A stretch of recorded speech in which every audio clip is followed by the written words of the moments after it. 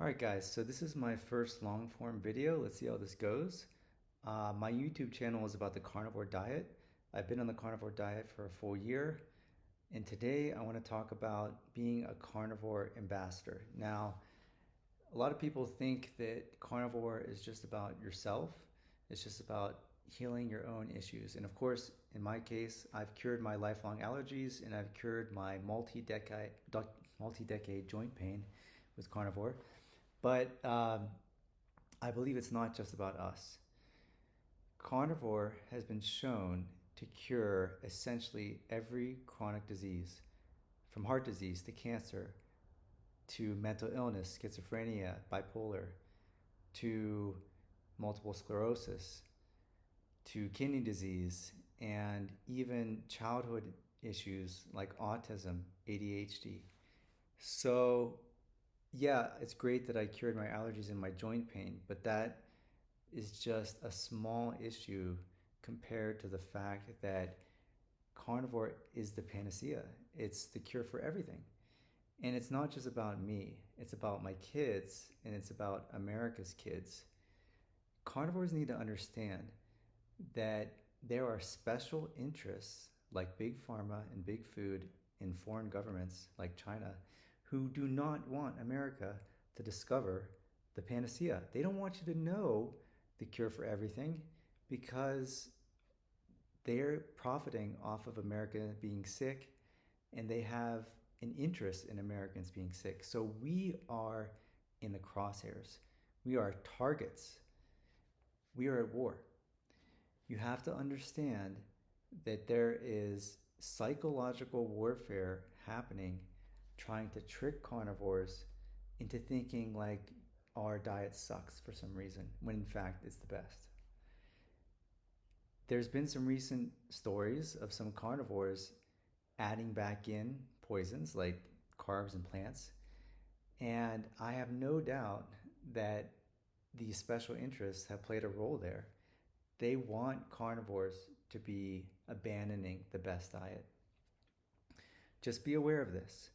There is an online army of YouTube trolls that is trolling every carnivore video. And that's not an accident. We are under attack, okay? When you have the panacea, when you're sitting on a gold mine, which is what carnivore is, then there are people out to get you. So it's not just about you and your, detox symptoms that you might be going through. It's about trying to save America's children. We have to get the word out that carnivore can cure autism and ADHD, that carnivore can prevent and treat cancer.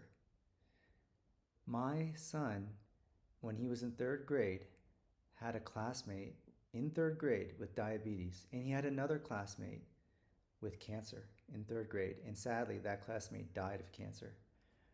Children are getting these chronic diseases at a young age. This is insane. America's children are in deep trouble. This is very serious. Again, when you go carnivore, you may have some detox symptoms. Like for me, I had some interrupted sleep. I had a little tiny bit of joint pain in my fingers, and I had a little bit of a skin rash on my leg. That is no big deal. Carnivores need to understand that if you lived your whole life eating plants, then it's going to take time to detox those plant toxins. You can't just eat plants for 40 years and expect everything to be perfect once you go carnivore for a couple months. So just be aware that if you have some muscle cramps on carnivore, then yeah, you're detoxing oxalates, okay? The oxalates are moving throughout your body and they're binding to some of your electrolytes and you're getting some electrolyte deficiencies. That doesn't mean carnivore is the problem. The problem is the plants that you ate in the past. Just take some extra electrolytes.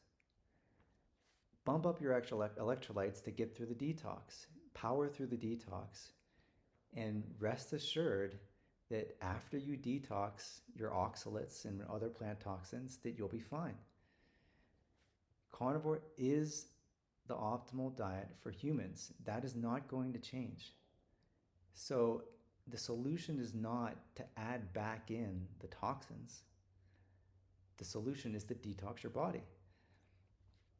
Okay, I think this is important because there have been a couple carnivores who have decided to add back in plants and sugar and fruit.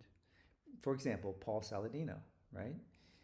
Paul was an amazing spokesman for the carnivore diet for several years.